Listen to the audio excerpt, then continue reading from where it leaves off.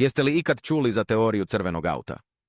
Da vas pitam, ali iskreno da odgovorite sami sebi, jeste li danas na putu vidjeli i jedan crveni auto? Vjerovatno jeste, ali niste ni obratili pažnju, zar ne?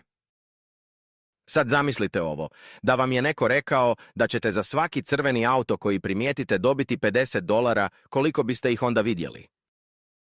Sigurno biste ih brojali, gledali, tražili svuda oko sebe, zar ne? Upravo tako funkcionišu sreća i prilike u životu.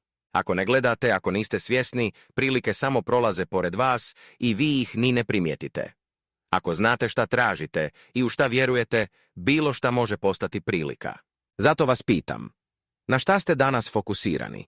Da li tražite prilike ili samo prolazite kroz dan na autopilotu? Pišite u komentarima, šta su vaša crvena kola danas? Možda je vrijeme da počnete vjerovati u sebe, otvorite oči i počnete primjećivati šanse koje su svuda oko vas. Sada recite iskreno,